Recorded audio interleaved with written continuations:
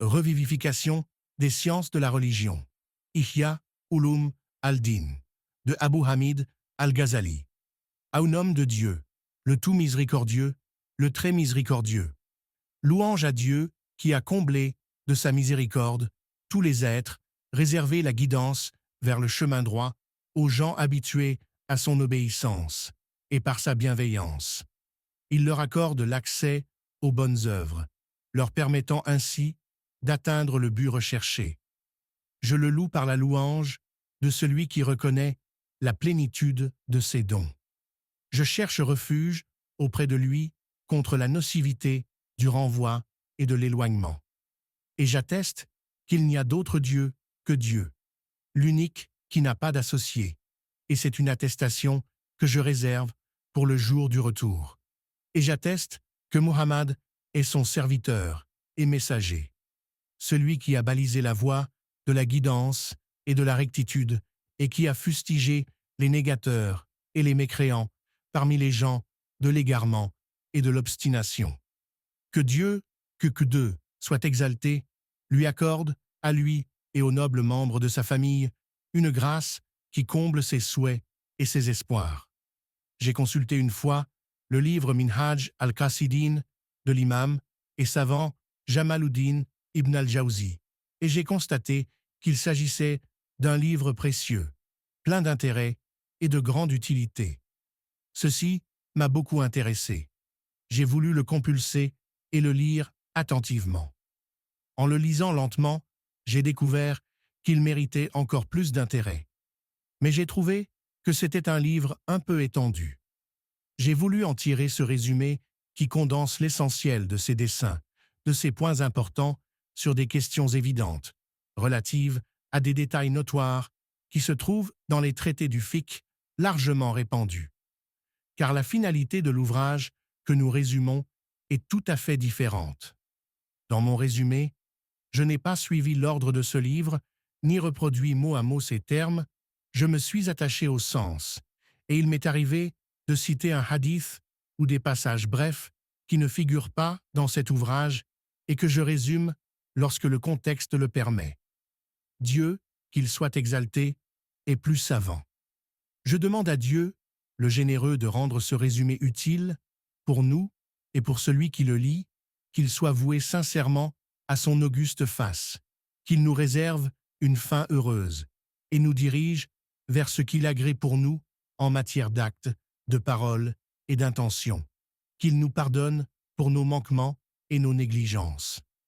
Dieu nous suffit et Dieu est le meilleur garant.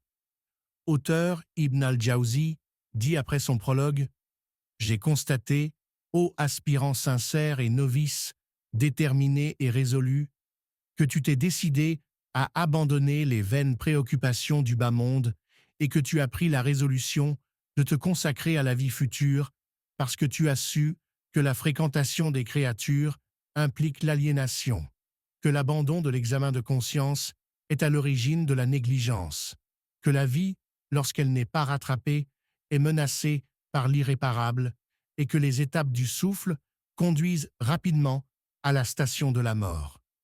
Tu as regardé lequel des livres intimes tu peux emmener dans ta solitude et le faire parler dans tes moments de silence.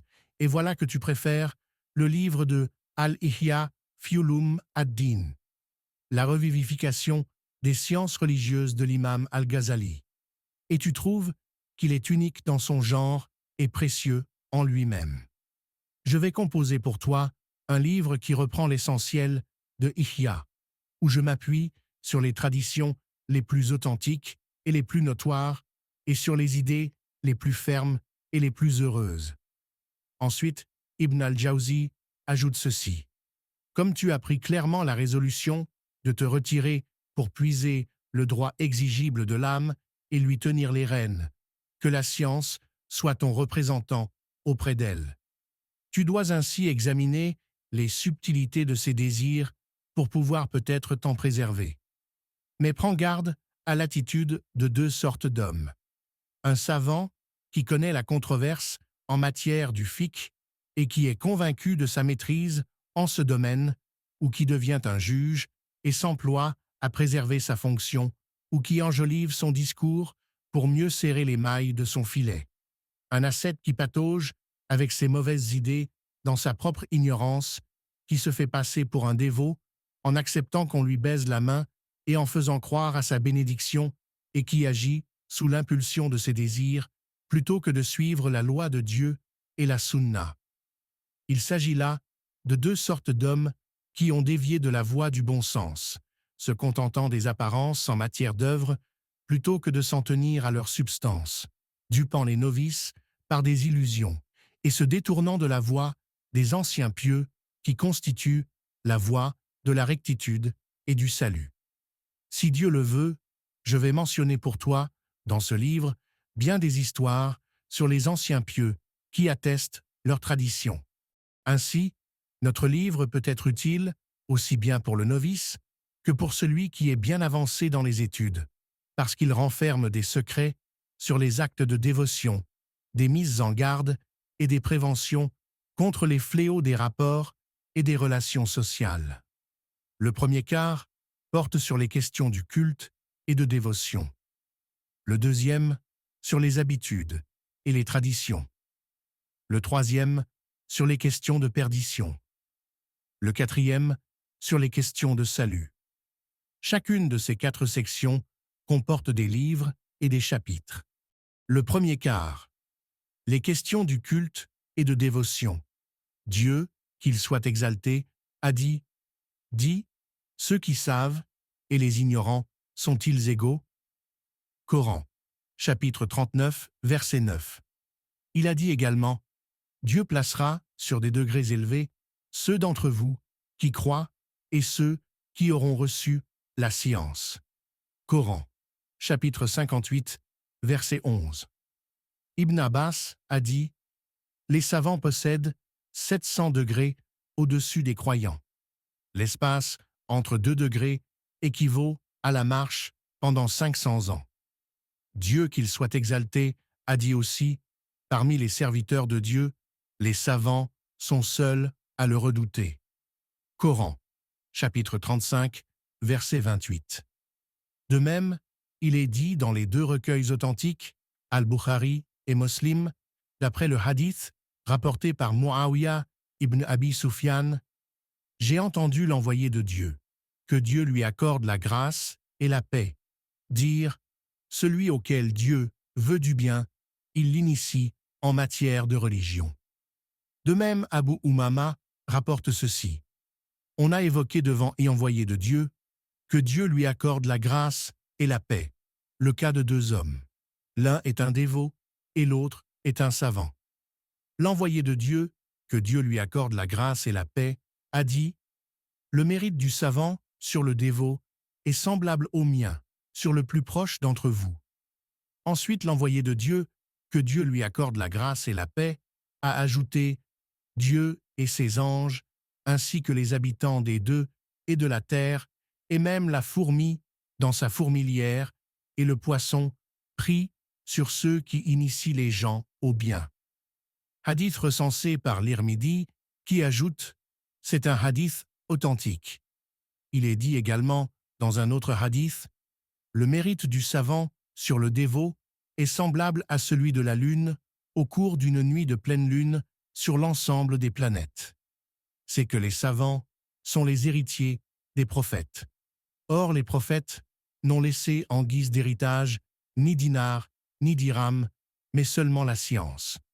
Aussi, celui qui s'adonne à la science s'assure d'une grande chance.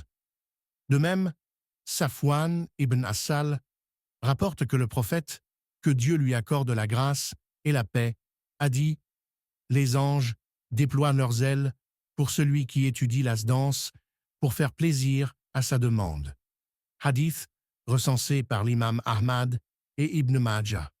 Pour sa part, Al-Khattabi note 3 significations à propos de l'aptitude des anges. La première, c'est le déploiement matériel des ailes. La deuxième, c'est la modestie par respect pour celui qui étudie la science. La troisième, c'est le fait que les anges descendent là où il y a des séances consacrées à la science et cessent de voler. De même, Abu Huraïra rapporte que le prophète, que Dieu lui accorde la grâce et la paix, a dit « Pour celui qui emprunte une voie à la recherche d'une science, Dieu lui rend de ce fait aisé une voie conduisant au paradis. » Hadith recensé par Muslim. On rapporte également que le prophète, que Dieu lui accorde la grâce et la paix, a dit « Il n'y aura qu'un seul degré entre les prophètes et celui qui est saisi par la mort pendant qu'il cherche la science pour revivifier l'islam. » Il y a d'ailleurs de nombreuses traditions en ce sens. Du reste, l'un des sages disait « Que je désire connaître, que pouvait atteindre celui qui rate la science et que pouvait rater celui qui possède la science. » De même, il y a, parmi les mérites de l'initiation au savoir, ce que nous avons recensé dans les deux Sahih, recueils authentiques, d'après Sahl ibn Sa'd, l'envoyé de Dieu, que Dieu lui accorde la grâce et la paix, lui a dit « Que Dieu guide grâce à toi, un seul homme est meilleur pour toi que de posséder les plus belles bêtes. » De son côté, Ibn Abbas disait « Pour celui qui initie les gens au bien, toutes les bêtes implorent en sa faveur, même le poisson au fond de la mer. » On a rapporté d'ailleurs une tradition similaire, d'après un hadith, qu'on a fait remonter jusqu'au prophète, que Dieu lui accorde la grâce et la paix. Si l'on demande en quoi consiste la demande de pardon en faveur de celui qui apprend le savoir aux autres, on peut répondre par ceci. Le bénéfice de la science embrasse toute chose, y compris le poisson. En effet, grâce au savoir, les savants savent ce qui est licite et ce qui est illicite, et recommandent de faire le bien à toute chose, y compris à la bête immolée et au poisson. Ainsi, Dieu, qu'il soit exalté, a inspiré la demande de pardon en leur faveur, en guise de récompense pour leur bonne action. De même, Abu Moussa rapporte ceci. L'envoyé de Dieu, que Dieu lui accorde la grâce et la paix, a dit « La guidance et la science avec lesquelles Dieu m'a envoyé s'apparentent à une pluie qui a touché une terre. Là où la terre était bonne, elle a accepté l'eau et elle a permis la pousse de l'herbe et de beaucoup de verdure. Là où la terre était marécageuse, elle a retenu l'eau. Et Dieu en a fait profiter les gens qui ont pu ainsi boire, irriguer et semer. Là où la terre était aplatie, elle était stérile et elle n'a pas retenu l'eau. Ceci ressemble au cas de celui qui s'est initié à la religion de Dieu et qui a tiré bénéfice de ce avec quoi Dieu m'a envoyé. Il a appris le savoir et il l'a enseigné, ainsi qu'au cas de celui qui n'en a rien retenu et qui n'a pas accepté la guidance avec laquelle j'ai été envoyé. Hadith recensé par les deux recueils authentiques, Al-Sahihan. Regarde, que Dieu te prenne en miséricorde, combien ce hadith est lourd de conséquences pour les gens. En effet, les doués d'une grande intelligence sont comparables aux terrains qui ont retenu l'eau et qui ont fait pousser l'herbe. Ceci parce qu'ils ont appris et assimilé le savoir avant de le décortiquer et de l'enseigner. Quant aux traditionnistes, transmetteurs du hadith, qui n'étaient pas dotés d'une grande faculté d'assimilation et de compréhension, ils ressemblent aux terrains marécageux qui ont retenu l'eau pour en faire bénéficier aux autres. Quant à ceux qui ont écouté sans pouvoir retenir et assimiler, ce sont les gens du commun qui sont des ignorants. Du reste, Al-Hassan al-Basri disait « S'il n'y avait pas de savants, les gens seraient comme des animaux. » Pour sa part, Mu'adh ibn Jabal disait « Apprenez le savoir, car le fait de l'apprendre, pour plaire à Dieu, constitue une marque de crainte révérentielle. Le fait de le viser constitue une marque d'adoration.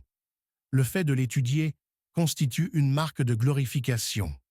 Le fait de le chercher constitue une marque de djihad. Le fait de l'enseigner à celui qui ne le possède pas constitue une aumône, et le fait de le dispenser à ceux qui le méritent constitue un moyen de rapprochement de Dieu. C'est que le savoir est un ami intime dans la solitude et un compagnon fidèle dans la retraite spirituelle. De son côté, Kab disait « Dieu, qu'il soit exalté, a révélé ceci à Musa, Moïse, que la paix soit sur lui. Ô Moïse, apprends le bien et enseigne-le aux gens, car j'illumine les tombes de ceux qui enseignent le bien et de ceux qui l'apprennent, pour qu'ils ne se sentent pas seuls dans leur effrayante solitude. » La recherche de la science est une obligation. On rapporte, d'après Anas ibn Malik, que le prophète, que Dieu lui accorde la grâce et la paix, a dit « La recherche du savoir est une obligation pour chaque musulman. » Hadith, recensé par Ahmad ibn Hanbal, note que les gens ont divergé à ce sujet. Pour les savants de jurisprudence, il s'agit de la science du fiqh, car elle permet de distinguer le licite de l'illicite. Pour les exégètes du Coran et les traditionalistes, spécialistes du hadith, il s'agit du livre de Dieu et de la sunna, car ils permettent d'aboutir à toutes les autres sciences. Pour les soufis, il s'agit de la science de la sincérité et des fléaux de l'âme. Pour les théologiens, il s'agit de la science du kalam, théologie, etc., parmi les affirmations inacceptables. En effet, le plus sûr consiste à dire qu'il s'agit de la science sur la manière pour le serviteur de traiter son Seigneur. Or, ce traitement qu'il assume comporte 3 modalités: la croyance, l'acte et l'abandon.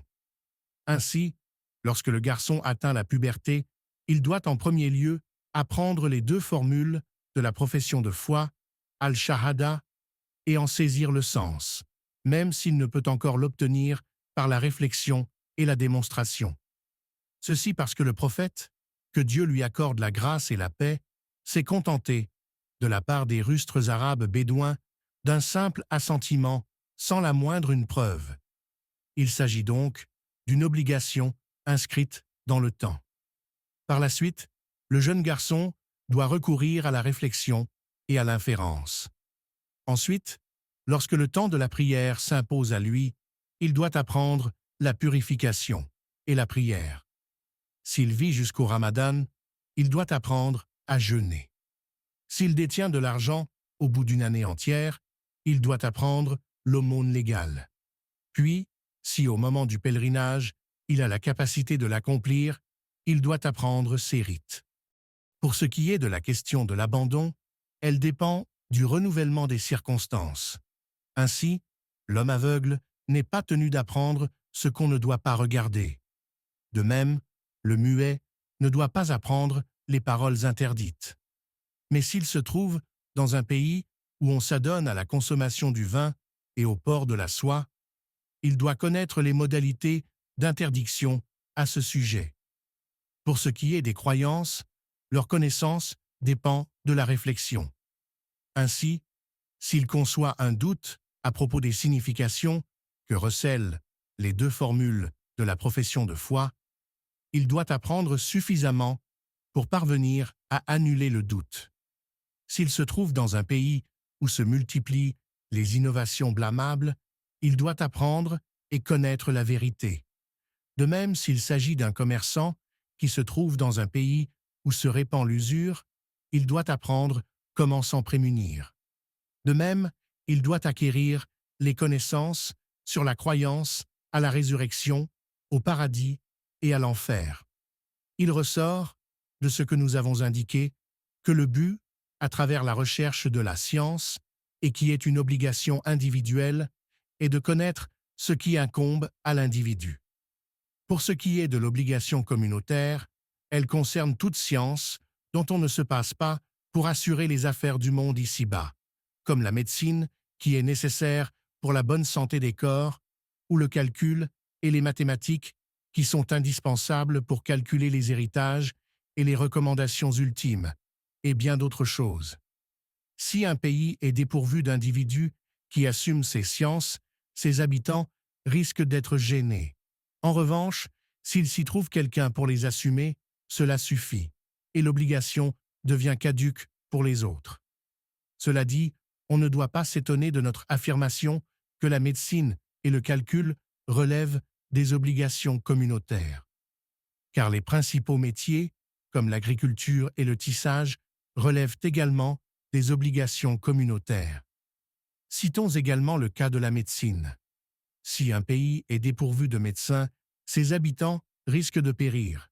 C'est que celui qui a institué le mal a fait descendre en même temps le remède et en a fait connaître l'utilisation.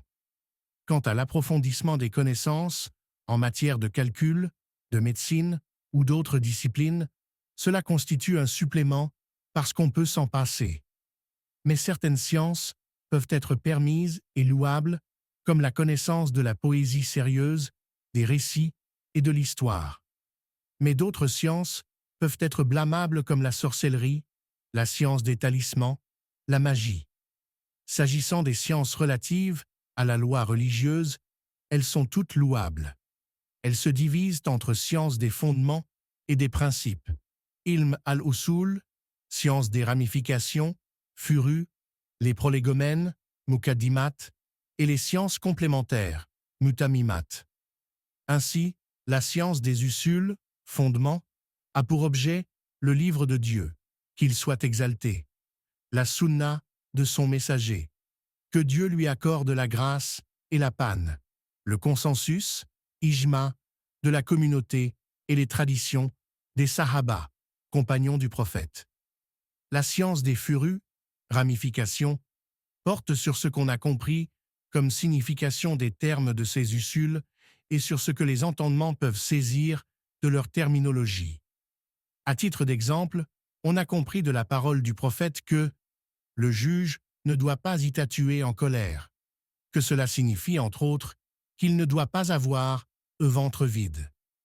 Pour ce qui est des prolégomènes, al-mukaddimat, elles sont comparables à des outils comme la grammaire et la linguistique, qui constituent des outils pour la science ayant pour objet le livre de Dieu et la sunna de son messager.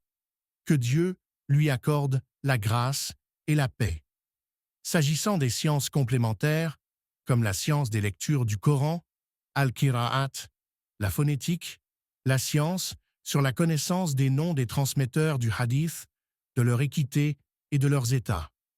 Il s'agit là des sciences religieuses qui sont toutes louables. La science du comportement. La science du comportement, ilm al-mu'amalat, a pour objet la science des états spirituels du cœur, comme la crainte, l'espérance, le contentement, la véracité, la sincérité, etc. Grâce à cette science, les grands savants ont atteint les sommets et par sa réalisation, ils ont obtenu la notoriété. Il en est ainsi des grands noms comme Sufyan al-Thawri, Abu Hanifa, Malik, al-Shafi'i et Ahmad ibn Hanbal. Le rang de ceux qu'on appelle les fuqaha et les savants a été inférieur par rapport à ces stations sublimes, parce que ces derniers se sont occupés surtout des formes du savoir sans s'imposer l'obligation d'atteindre personnellement ces réalités et d'agir selon ses exigences et ses subtilités. Ainsi tu vois, le faqih ergoté sur des termes techniques comme le dihar, le fait de répudier sa femme injustement, al-li'an, le fait de se maudire, al-sabk, la prééminence, al-rami, l'accusation, et se lancer dans des détails dont il ne se sert pas pour ses consultations juridiques, parfois durant toute sa vie. Mais il ne parle pas de la sincérité et ne met pas en garde contre la duplicité qui constitue pour lui une obligation individuelle dont la négligence peut conduire à sa perte, tandis que sa spéculation sur des termes techniques relève de l'obligation communautaire. D'ailleurs, si l'on interroge ce faqih sur la raison qui l'amène à s'abstenir de réclamer des comptes à l'âme en matière de sincérité et de duplicité, il ne eut pas répondre. Mais si on l'interroge sur la raison pour laquelle il s'occupe des questions comme al-li'an, le fait de se maudire mutuellement entre époux, ou al-rami, l'accusation, il répond qu'il s'agit d'une obligation communautaire, ce qui est parfaitement vrai. Sauf qu'il oublie que le calcul est également une obligation communautaire. Pourquoi ne s'en occupe-t-il donc pas? En fait, c'est son âme qui l'égare, car ce qu'elle vise comme duplicité et fatuité s'obtient par la dispute et la controverse et non pas par la pratique du calcul. Sache donc que bien des termes ont été modifiés et altérés pour aboutir en fin de compte à des significations différentes de celles que visaient les anciens pieux. Il en est ainsi du mot « fiqh ». En effet, on a réduit le sens de ce terme pour ne plus désigner que la connaissance des ramifications et des questions de détail, alors qu'au premier siècle de l'islam, le mot fiqh portait sur la voie de la vie future, sur la connaissance subtile relativement aux fléaux qui menacent l'âme humaine, sur ce qui corrompt les œuvres, sur la force de la vision globale pour mépriser le bas monde, sur la grande aspiration aux béatitudes de la vie future et sur l'empire de la crainte sur le cœur. Voilà pourquoi, pour Al-Hassan al-Basri, le faqih est celui qui renonce au bas monde, désire la vie future, se montre clairvoyant pour tout ce qui touche sa foi, observe avec régularité l'adoration de son Seigneur, fait preuve de beaucoup de scrupules, cesse de s'attaquer à l'honneur des musulmans, ne touche pas à leurs biens et leur prodige de bons conseils. C'est que les anciens pieux préféraient davantage donner au vocable fiqh le sens de la science qui embrasse la vie future, parce qu'à cette époque inaugurale, ce mot ne désignait pas spécifiquement les fatwas, consultations juridiques, mais les embrassait d'une manière globale et générale. C'est cette spécialisation qui a généré une sorte d'ambivalence qui a poussé les gens à se consacrer à la science formelle des fatwas et à se détourner de la science du comportement relativement à la vie future. Il en va également du mot « ilm », science. À l'origine, ce terme s'appliquait à la connaissance de Dieu et de ses signes, c'est-à-dire ses bienfaits et son agir à l'égard de ses serviteurs.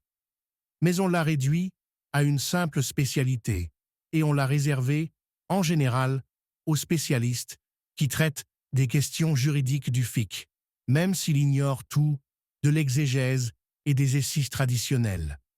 Il en va de même du vocable al-tawhid, l'affirmation de l'unicité divine, qui était à l'origine une allusion au fait que toutes les choses procèdent de Dieu, qu'il soit exalté, afin que cette vision puisse permettre de se détourner totalement des moyens seconds, al-asbab, et des médiations, et pour que cela conduise au tawakkul, le fait de s'en remettre en toute confiance à Dieu, et au contentement.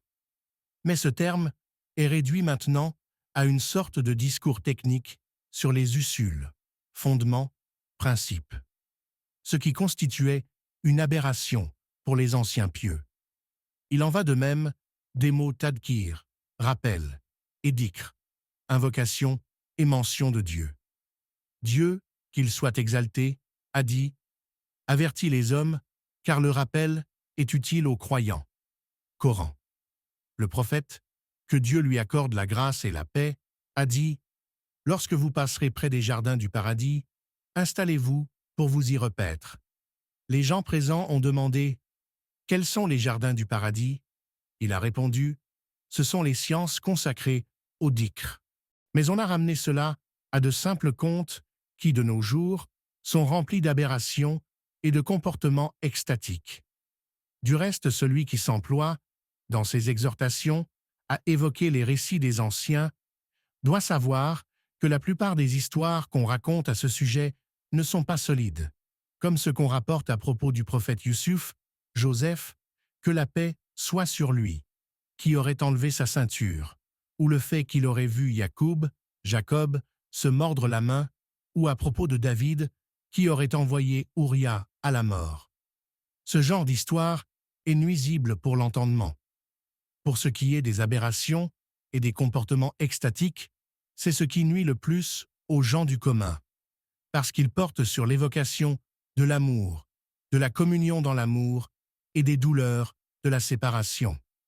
Or, la plupart des assistants sont des gens grossiers, dont l'intérieur et remplis de désirs et d'amour des images. Aussi ce genre d'attitudes aberrantes ne touche dans leur cœur que ce qui est bien imprimé dans leurs âmes, ce qui enflamme leurs désirs et les amène à pousser des cris devant ces spectacles. Or tout ceci est très nocif. Il arrive aussi que ces extases aberrantes renferment de fausses prétentions en matière d'amour de Dieu, qu'il soit exalté, ce qui représente un grand dommage. Ainsi certains, qui participaient à ces extases, ont abandonné leur chant et ont cédé à ce genre de prétentions. Il en va de même enfin du mot « hikma », sagesse. Or la sagesse, c'est à la fois la science et sa pratique. Ibn Qutaïba disait « L'homme ne devient sage que s'il unit la science et la pratique ». Mais à notre époque, ce mot de hikma s'applique aux médecins et à l'astrologue. Les sciences louables. Sache que les sciences louables se répartissent en deux groupes. Le premier, il s'agit de sciences qui sont extrêmement louables. Plus on en possède, mieux c'est. Il s'agit de la connaissance de Dieu, qu'il soit exalté, de ses attributs sublimes, de ses actes, de sa sagesse, de donner la préséance à la vie future par rapport au bas monde. C'est qu'il s'agit d'une science qui est recherchée pour elle-même et qui permet de parvenir aux béatitudes de la vie future. C'est un océan dont on ne peut sonder les profondeurs. Voilà pourquoi ceux qui tournent autour de lui ne font qu'aborder ses côtes et ses rivages selon les moyens dont ils disposent. Le deuxième groupe, il s'agit de sciences dont une partie bien déterminée est seulement louable, à savoir celles que nous avons évoquées et qui se rapportent aux obligations communautaires, lesquelles comportent chacune à la fois de la dépendance, de la brièveté et de l'investigation. Aussi, sois l'un des deux hommes suivants, ou bien occupe-toi de toi-même, ou bien consacre-toi au service d'autrui une fois que tu as fini de t'occuper de toi-même. Mais prends garde à t'occuper de ce qui améliore autrui avant de t'améliorer personnellement. Emploie-toi surtout à améliorer ton intérieur et à le purifier des mauvais caractères, comme la cupidité, l'envie, la duplicité, la fatuité, avant d'améliorer ton extérieur. Et c'est ce qu'on verra, si Dieu le veut, dans le quart de notre livre consacré aux questions périlleuses pour le fidèle. Si tu ne parviens pas à le faire, ne t'occupe pas des obligations communautaires, car parmi les créatures, il y a beaucoup de gens qui s'en occupent. Ceci parce que celui qui épuise son âme pour servir autrui est un idiot. Il est semblable à celui qui chasse les mouches autour de quelqu'un d'autre, dehors que les scorpions se sont glissés sous ses vêtements. Lorsque tu termines de t'occuper de ton âme et de sa purification, ce qui n'est pas à la portée de tout le monde, occupe-toi alors des obligations communautaires, en respectant la progression en ce domaine. Commence donc par le livre de Dieu, qu'il soit exalté et magnifié, puis par la sunna de son messager, que Dieu lui accorde la grâce et la paix. Ensuite, occupe-toi des sciences du Coran, comme l'exégèse, l'abrogatif et l'abrogé, al-nasikh ou al-mansouk, les versets clairs et les versets ambivalents, etc. Il en va de même pour ce qui est de la sunna. Ensuite, occupe-toi des questions subsidiaires et des principes du fiqh, et ainsi de suite pour le reste des sciences, selon le temps qui te reste à vivre. Mais ne consacre pas toute ta vie à l'une de ces disciplines dans le but de l'embrasser totalement, car la science est vaste et ta vie est brève. En plus, ces sciences sont des outils qui servent à autre chose. Or, dans toute chose qui n'est pas visée pour elle-même, on ne doit pas oublier la finalité qui y réside. Le savant, dont la science ne lui est pas bénéfique. Sache que les joutes et les controverses instituées dans le but de l'emporter et de montrer sa fierté et sa vantardise sont la source des caractères les plus vils. Celui qui s'y adonne n'est pas à l'abri de l'orgueil, en raison du mépris de ses adversaires, de la fatuité, en se sentant au-dessus de tous ses pairs, et de la duplicité, parce que le but de ceux qui participent aujourd'hui aux joutes intellectuelles, c'est que les gens sachent leur triomphe et lâchent leur langue pour les louer et les complimenter. Ils passent ainsi leur vie à rechercher les sciences qui alimentent les controverses et les discussions inutiles pour la vie future, comme la préciosité dans l'expression et les belles paroles. Il faut savoir pourtant qu'on a rapporté dans le hadith que le prophète, que Dieu lui accorde la grâce et la paix, a dit « L'homme qui subira le pire châtiment au jour de la résurrection est un savant, dont sa science ne lui a pas été bénéfique. » Les règles de bienséance pour l'enseignant et l'étudiant, les vices de la science, les mauvais savants et les savants de la vie future. Pour ce qui est de l'étudiant, il doit donner la préséance à la pureté de l'âme par rapport aux vices et au mauvais caractère, car la science est une dévotion pour le cœur. De même, il doit couper court à tous les attachements inutiles qui le détournent de l'apprentissage, car la déconcentration empêche la perception des réalités. Du reste, les anciens pieux préféraient la science à tout. On rapporte ainsi que l'imam Ahmad ibn Hanbal ne s'est marié qu'après la quarantaine. De même, on a offert à Abu Bakr al-Anbari une servante. Au moment qu'elle entrait auprès de lui, il réfléchissait à la solution d'une question qu'il n'avait pu résoudre. Il dit alors aux gens de sa maison « Faites-la sortir pour la vendre. » La servante lui dit « Y a-t-il une faute ?» Il dit « Non, mais tu as détourné mon attention. Or tu ne mérites pas de me priver de mon savoir. » Cela dit, l'étudiant doit s'en remettre totalement à son maître, tel un malade devant son médecin, en se montrant humble devant lui et en se dévouant à son service. Ainsi, Ibn Abbas tenait l'étrier de Zayd ibn Thabit et disait « C'est ainsi qu'on nous a recommandé de traiter les savants. » Il reste que lorsque l'étudiant répugne à tirer profit de quelqu'un qui n'a pas une grande réputation en matière de savoir, il fait preuve de beaucoup d'ignorance parce que la sagesse est l'objet perdu du croyant. Partout où il le trouve, il le prend. Aussi, l'étudiant doit céder devant son maître, car l'erreur de celui-ci lui est plus profitable que sa propre justesse. Ali ibn Abi Talib disait « Le droit du savant sur toi consiste en ceci. Tu dois saluer les gens en général et lui réserver une salutation particulière. Tu dois t'asseoir devant lui sans faire, en sa présence, des signes avec ta main ou des clins d'œil. Tu ne dois pas le submerger de questions. Tu ne dois pas intervenir pour la réponse. Tu ne dois pas insister auprès de lui lorsqu'il se relâche. Tu ne dois pas t'y reprendre lorsqu'il s'y refuse. Tu ne dois pas saisir son vêtement lorsqu'il se lève. Lui ne doit pas répandre ses secrets. Tu ne dois médire de personne en sa présence. Tu ne dois pas rechercher ses trébuchements, et s'il lui arrive de trébucher, tu dois accepter son excuse. Tu ne dois pas lui dire « J'ai entendu un tel dire ceci » ou qu'un tel autre dit le contraire de ce qu'il affirme. Tu ne dois pas décrire un autre savant en sa présence. Tu ne dois pas te détourner de sa longue compagnie. Tu ne dois pas répugner à le servir. Lorsqu'il a besoin de quelque chose, tu dois le servir en premier, car il est pour toi comme un palmier. Tu dois attendre que les dattes tombent. De même que celui qui s'engage dans le savoir doit, à ses débuts, ne pas écouter les divergences des gens, car cela perturbe son esprit et le déconcentre. Il doit également prendre le meilleur en toutes choses, parce que la vie entière ne suffit pas pour embrasser tout le savoir.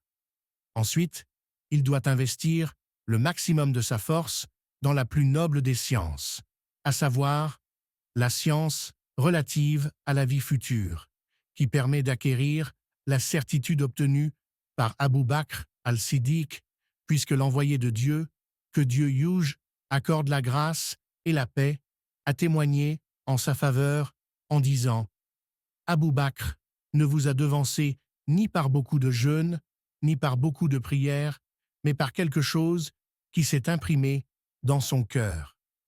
Telles sont les obligations de l'étudiant.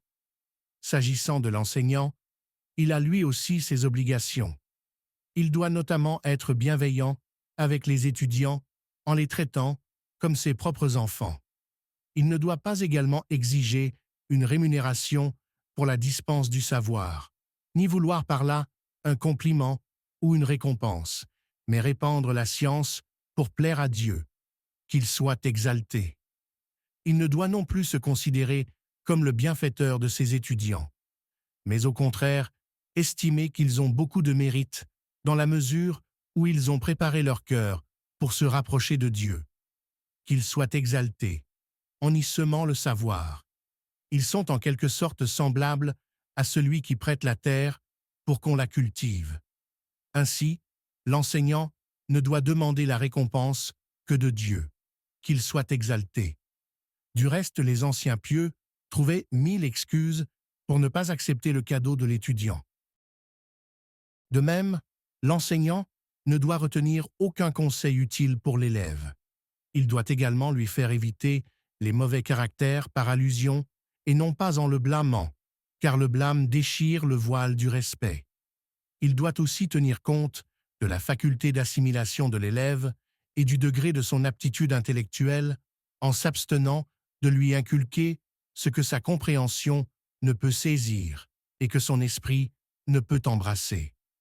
En effet, on rapporte que le prophète, que Dieu lui accorde la grâce et la paix, a dit « On m'a ordonné de m'adresser aux gens en fonction du degré d'aptitude de leurs esprits. » Pour sa part, Ali disait « Il y a ici un savoir que tu pourrais assumer si tu en avais l'aptitude. » De son côté, Al-Shafi'i disait « Celui qui dispense un savoir à des ignorants ne fait que le perdre, et celui qui en prive ceux qui le méritent commet une injustice. » De même, l'enseignant doit agir selon les exigences de son savoir et faire en sorte que ses paroles ne soient pas démenties par ses actes. Dieu, qu'il soit exalté, a dit « Commanderez-vous aux hommes la bonté, alors que, vous-même, vous l'oubliez. » Coran, second four. Les vices de la science et la différence entre les mauvais savants et les savants de la vie future. Les mauvais savants sont ceux dont la seule finalité de leur savoir consiste à jouir du bas monde et à occuper une position éminente auprès de leurs adeptes. Abu Huraira rapporte que le prophète, que Dieu lui accorde la grâce et la paix, a dit « Celui qui s'initie à un savoir qu'on doit rechercher pour plaire à Dieu, qu'il soit exalté, et qui en apprend pour acquérir uniquement des biens du bas monde, ne retrouvera pas l'odeur du paradis au jour de la résurrection. » On est dit dans un autre hadith, « Est en enfer celui qui apprend le savoir pour se montrer fier devant les savants ou pour s'engager dans des disputes avec les gens stupides ou pour attirer l'attention d'autrui. » Hadith recensé par Tirmidhi. D'ailleurs, il existe de nombreux hadiths qui vont dans ce sens. Par ailleurs, l'un des anciens pieux a dit « L'homme qui aura le pire des remords au moment de la mort, c'est un savant négligent. » Sache donc que le savant est tenu de recommander les commandements et les interdictions, mais qu'il n'est pas tenu d'être un ascète ou quelqu'un qui se détourne de ce qui est permis. Toutefois, il doit user du minimum des biens du bas monde autant qu'il le peut, parce que tous les corps n'acceptent pas les privations de la même façon. C'est que les hommes diffèrent quant à la capacité en ce domaine. Ainsi, on rapporte que Sufyan al-Thawri prisait les bons plats et disait « Lorsqu'elle est mal nourrie, la bête ne travaille pas. » Quant à l'imam Ahmad ibn Hanbal, il possédait une grande endurance à supporter la vie dure et les privations. C'est que la nature des hommes diffère à ce sujet. 2. Reste que, parmi les nombreuses qualités des savants de la vie future, il y a le fait qu'ils savent que le bas monde est vil, que la vie future est noble et que ces deux mondes sont semblables à deux épouses du même mari. Voilà pourquoi ces savants préfèrent la vie future. Leurs actes ne contredisent pas leurs paroles. En plus, ils inclinent vers la science profitable pour la vie future et évitent les sciences de peu d'utilité, par préférence pour ce qui est grandement bénéfique. Ceci est illustré par ce qu'on a rapporté à propos de Shakik al-Balkhi qui a dit à Hatim al-Assam « Tu m'as tenu compagnie pendant une certaine durée. Qu'as-tu appris » Hatim lui répondit « 8 choses. La première, j'ai regardé les hommes et j'ai constaté que chacun d'eux avait quelque chose qu'il aimait. Mais lorsqu'il arrivait dans la tombe, ce qu'il aimait le quitte. Voilà pourquoi j'ai fait de mes bonnes actions l'objet de mon amour pour qu'elles soient avec moi dans la tombe. La deuxième, j'ai la parole de Dieu, celui qui aura préservé son âme des passions. Coran 79.4. Et j'ai forcé mon âme à repousser les désirs jusqu'à ce qu'elle s'installe dans l'obéissance à Dieu, qu'il soit exalté. La troisième, j'ai constaté que chaque homme qui possédait un objet de valeur le préservait. Puis, j'ai la parole de Dieu, qu'il soit glorifié et exalté. Ce qui se trouve auprès de vous s'épuise, et ce qui se trouve auprès de Dieu demeure. Coran 16.96. Et ainsi, chaque fois que je possédais un objet de valeur, je le dirigeais vers lui pour qu'il me soit gardé auprès de lui. Le quatrième, j'ai constaté que les hommes se référaient au bien, à la réputation et à la généalogie alors qu'ils ne sont rien. Puis j'ai médité la parole de Dieu, qu'il soit exalté, le plus noble d'entre vous auprès de Dieu et le plus pieux d'entre vous. Coran XLDC 13, et je me suis efforcé d'acquérir la crainte révérentielle pour que je sois noble auprès de lui. La sixième, j'ai constaté qu'ils étaient hostiles les uns envers les autres. J'ai médité la parole de Dieu, qu'il soit exalté. Le démon est un ennemi pour vous. Considérez-y donc comme un ennemi. Coran 35.6, et je l'ai alors pris pour unique ennemi. La septième, j'ai constaté qu'il s'humiliait dans la recherche des subsistances. J'ai médité la parole de Dieu, qu'il soit exalté. Il n'y a pas de bête sur la terre dont la subsistance n'incombe pas à Dieu. Coran 11.6. Et je me suis occupé de ce que je lui dois, tout en abandonnant mes biens auprès de lui. La huitième, j'ai constaté qu'ils mettaient toute leur confiance dans leur commerce, leur métier et dans la bonne préservation de leur corps. Quant à moi, j'ai placé ma confiance en Dieu, qu'il soit exalté. Parmi les autres qualités des savants de la vie future, il y a celle qui consiste à se détourner des sultans et des grands de ce monde et à prendre garde à leur fréquentation. À ce sujet, Hudayfa disait « Prenez garde aux attitudes qui génèrent les discordes et les séductions. » On lui a demandé « Lesquelles ?» Et il a répondu « Frappez aux portes des princes.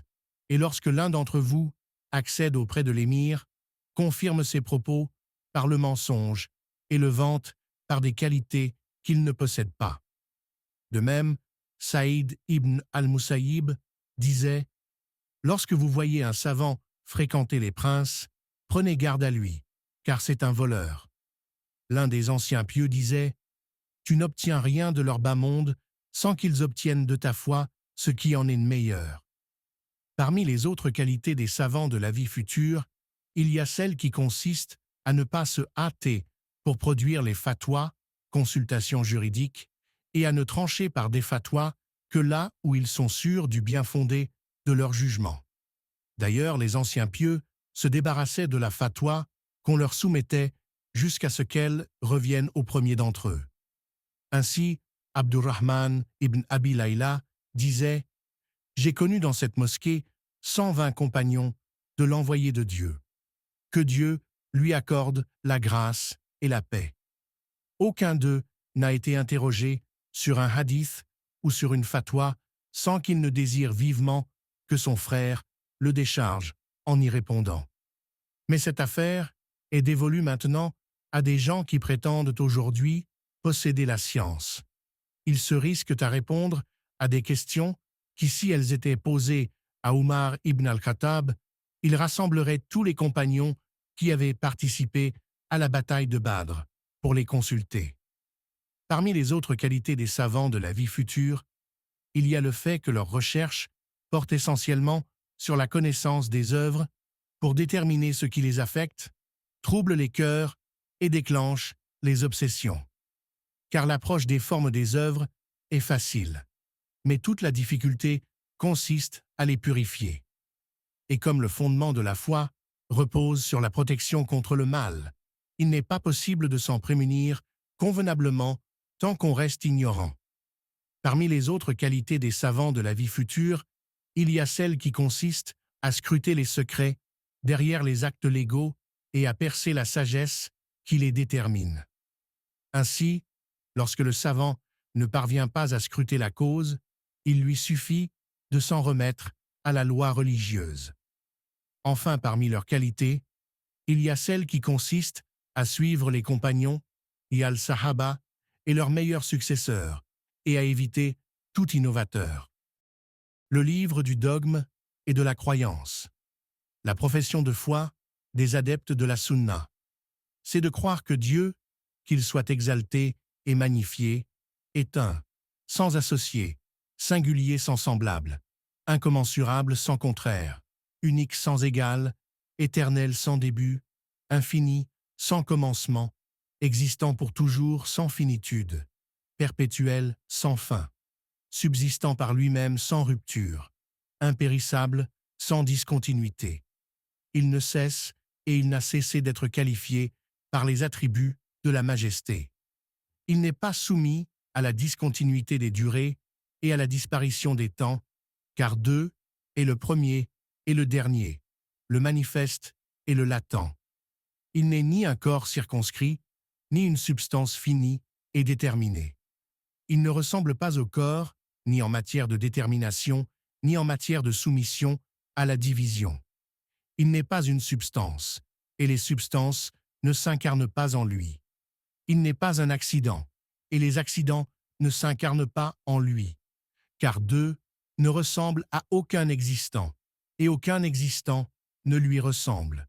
Rien ne lui est semblable, et deux n'est semblable à rien. Il n'est pas délimité par la mesure. Il n'est pas contenu dans l'étendue. Il n'est pas délimité par les directions. Il n'est pas cerné par la terre et les deux. Il est installé sur le trône selon la modalité qu'il a indiquée et selon le sens qu'il a voulu.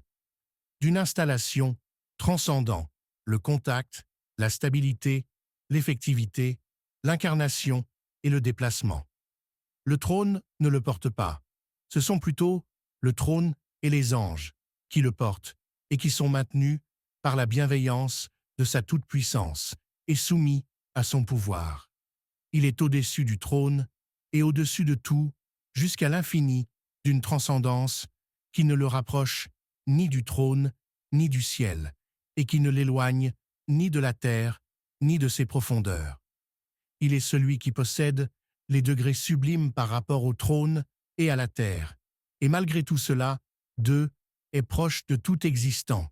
Il est plus proche des serviteurs que leurs veines jugulaires, et deux est témoin sur toute chose, car sa proximité ne ressemble pas à la proximité des corps, au même titre que son essence ne ressemble pas à l'essence des corps.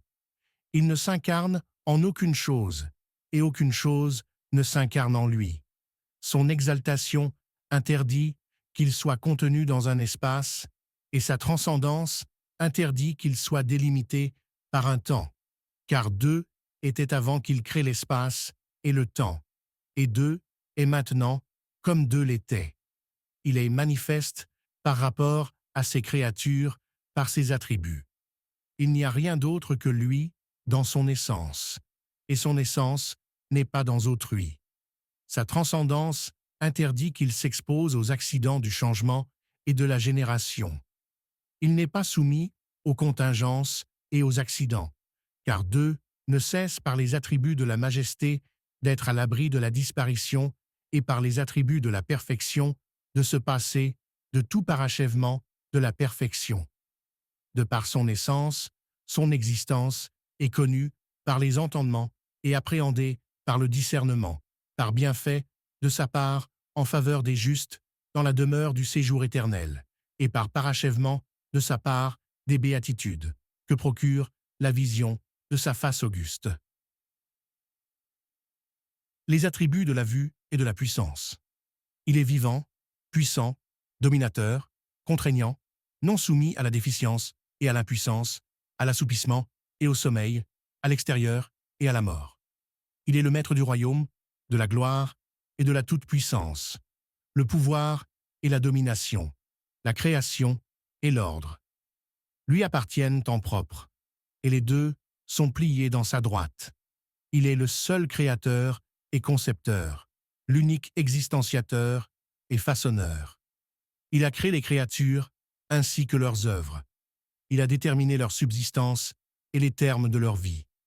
Ses déterminations sont innombrables et ses connaissances sont infinies. La science. Il sait toutes les connaissances. Sa science embrasse tout ce qui se passe depuis les profondeurs de la terre jusqu'aux deux les plus élevés, et rien n'échappe à sa science, même pas le poids d'un grain de moutarde dans la terre et dans le ciel. Il connaît même le déplacement de la fourmi noire sur la pierre lisse au cours de la nuit sombre.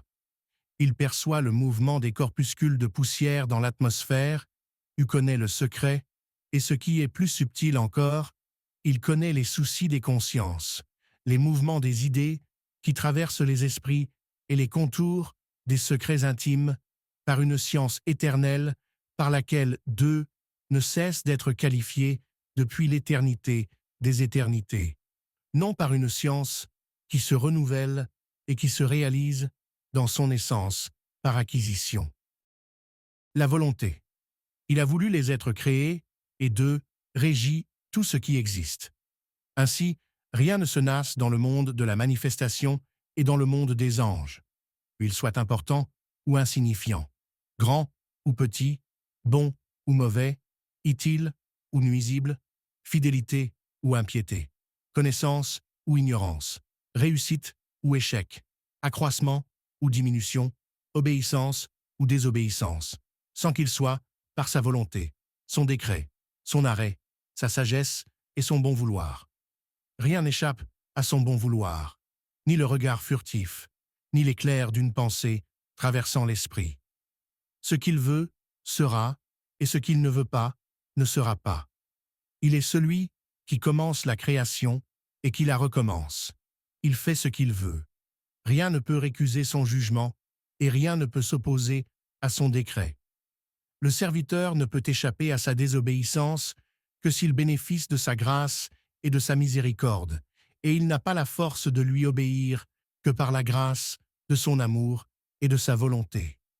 Si les humains, les djinns, les anges et les démons s'unissaient pour bouger un atome dans le monde, sans sa volonté et son bon vouloir, ils en seraient incapables. Sa volonté subsiste dans son essence avec l'ensemble de ses attributs. Il ne cesse d'être qualifié, voulant dans son éternité l'existence des choses au moment qu'il a déterminé, et elles ont existé comme deux les a déterminées et voulues dans son éternité, sans avancement ni retardement. Il a déterminé toutes les choses sans ordonner les idées et épier les temps favorables. Voilà pourquoi aucune affaire ne le retient par rapport à une autre. L'ouïe et la vue. Il, qu'il soit exalté, est audient et voyant. Aucune chose entendue n'échappe à son ouïe, même si elle est subtile. Aucune chose visible n'échappe à sa vue, même si elle est extrêmement fine. Aucune étendue ne voile son ouïe, et aucune ténèbre n'empêche sa vue. Il voit sans pupille, ni paupières, et entend sans lobe, ni oreille, comme il sait sans cœur, empoigne sans membres et crée sans organes, car ses qualités ne ressemblent pas à celles des créatures, au même titre que son essence n'est pas semblable à celle des créatures. La parole. Il parle, ordonne, interdit, promet et menace par une parole éternelle qui subsiste dans son essence. Sa parole ne ressemble pas à celle des créatures. Elle n'est pas un son provoqué par l'infiltration de l'air ou le choc entre corps matériels, ni une lettre articulée par le mouvement des lèvres et de la langue. Le Coran, la Torah, l'Évangile et les psaumes sont sa parole et ses livres révélés à ses messagers. Le Coran est lu par les langues, reproduit dans des textes et gardé dans les cœurs, et il est pourtant éternel, subsistant par l'essence de Dieu, qu'il soit exalté, sans subir la séparation et la discontinuité en passant dans les cœurs et les feuillets. Moïse, que Dieu lui accorde la grâce et la paix, a entendu la parole de Dieu, sans son ni lettre, au même titre que les justes voient l'essence de Dieu. Qu'il soit exalté et magnifié, sans voir une substance ni un accident. Comme deux possède ses qualités. Il est vivant, savant, puissant, voulant, audient, voyant, parlant par la vie, la science, la puissance, la volonté, l'ouïe, la vue et le langage, et non par la simple essence. Les actes divins. Tout autre existant à part lui est instauré par son agir, et il déborde de sa justice sous le meilleur des rapports, le plus parfait, le plus équitable et le plus impeccable. C'est qu'il est sage dans ses actes et juste dans ses jugements. Sa justice ne peut pas être comparée à celle des créatures, car on imagine que l'injustice puisse émaner du serviteur du fait qu'il gère les possessions d'autrui, mais il est inconcevable que l'injustice puisse provenir de Dieu, qu'il soit exalté, car deux ne rencontrent pas des possessions appartenant à autrui, pour qu'ils puissent être injustes en les gérant. En effet, tout ce qui est autre que lui, comme les djinns, les humains, les démons, les anges, le ciel, la terre, les animaux, les végétaux, les minéraux, les substances, les accidents, le sensible, le perceptible et le contingent. Il l'a conçu par sa puissance à partir du néant et l'a produit alors qu'il n'était rien, car deux existaient, seul depuis l'éternité et rien n'était avec lui. Il a instauré les créatures pour manifester sa puissance, pour réaliser ce qui a été décrété d'avance par sa volonté et pour rendre effective sa parole dans l'éternité, non parce qu'il en a besoin ou parce qu'il en dépend. Il est le bienfaiteur par la création, la conception et l'obligation de l'adorer, sans que la moindre nécessité ne s'impose à lui. Il accorde les faveurs et l'amélioration sans obligation. Et s'il versait le châtiment comme un liquide sur les créatures, ce serait une justice de sa part. Il rétribue ses serviteurs pour leur obéissance par générosité, non par obligation et par mérite. Son droit à l'obéissance s'impose par le fait qu'il l'a rendu obligatoire par la bouche de ses prophètes, non par la simple raison. Mais Dieu a envoyé les messagers et confirmé leur véracité par les miracles éclatants, et ils ont transmis son ordre et ses interdits, ainsi que sa promesse et sa menace. Et il incombe aux créatures de croire en ce qu'ils ont apporté. La signification de la deuxième partie de la profession de foi. Il s'agit du témoignage en faveur de l'envoyé de Dieu, que Dieu lui accorde la grâce et la paix, en attestant que Dieu, qu'il soit exalté, a envoyé le prophète, le messager, l'illettré, le guide, le Quraïshite, Mohammed, que Dieu lui accorde la grâce et la paix, avec son message, à tous les Arabes, à tous les non-Arabes, aux djinns et aux humains, que par sa loi d'eux a abrogé les lois, sauf ce qui a été confirmé par la sienne, qu'il l'a préféré à tous les prophètes, qu'il a fait de lui le maître de l'humanité, qu'il a interdit la perfection de la foi sur la seule base de l'affirmation de l'unicité, à savoir le fait de dire « Il n'y a pas d'autre Dieu que Dieu », si on ne lui ajoute pas le témoignage en faveur de l'envoyé de Dieu, que Dieu lui accorde la grâce et la paix, à savoir